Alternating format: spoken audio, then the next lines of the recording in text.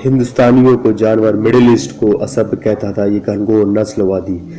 Britain ने भारत पर कैसे और कितने अत्याचार किए होंगे, इसकी कहानियां आप बहुत बार पढ़ चुके होंगे। लेकिन रेसिज्म के विरोध में यूएसए से यूरोप तक उठी प्रचंड लहर के बीच पूर्व ब्रिटिश प्रधानमंत्री के उन भेदभावपूर्ण विचारों के बारे में जानिए तो उसने दुनिया भर की नस्लों के बारे में जाहिर किए थे।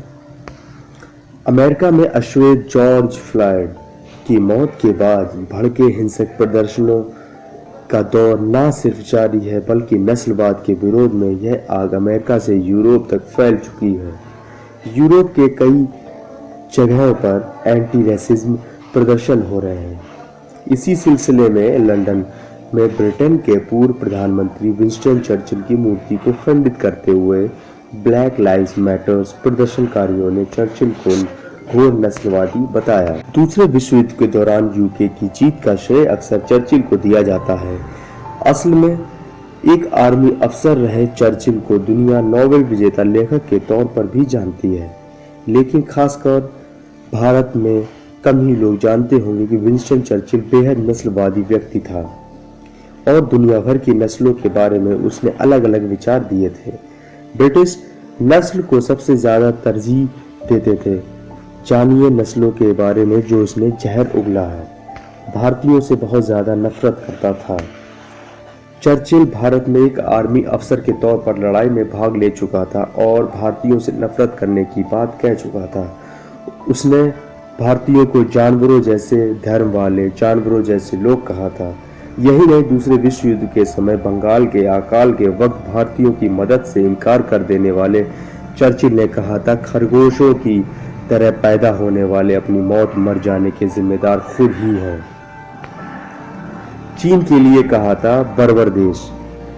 चर्चिल ने चीन के विभाजन का जबरदस्त समर्थन करते हुए कहा था कि बर्बर लोगों के देश को अपने अधीन करना और उस शासन करना ही होगा, वरना ऐसे बर्बर देश कभी भी हथियार लेकर हम सब देशों के लिए खतरा बन जाएंगे। आर्य नस्ल को जीतना ही है, इसलिए ऐसे देशों को गुलाम बनाना होगा। अरब को असभ्य कबीला कहता था चर्चिल। ब्रिटेन के खिलाफ 1920 में इराक के विद्रोह को कुचलने के लिए चर्चिल ने गैर जानलेवा टियर गैस के इस्तेमाल को मंजूरी देते हुए कहा था कि अरब के लोगों को बेहुदा या असभ्य कबीले को जैसे हैं। साथ ही अरब और अफगान लोगों को मानवता का निचला स्वरूप भी दिया था। लेकिन दूसरी ओर यहूदियों को चर्चिल ऊंचे दर्जे का मानता था।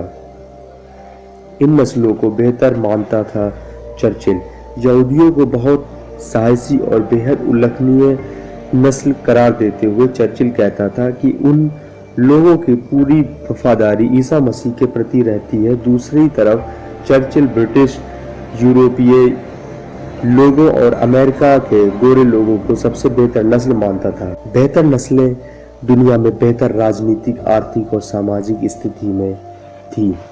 चर्चिल कम्युनिज्म में समानता के सिद्धांत के विरोध करता था और कहता था समानता संभव नहीं है।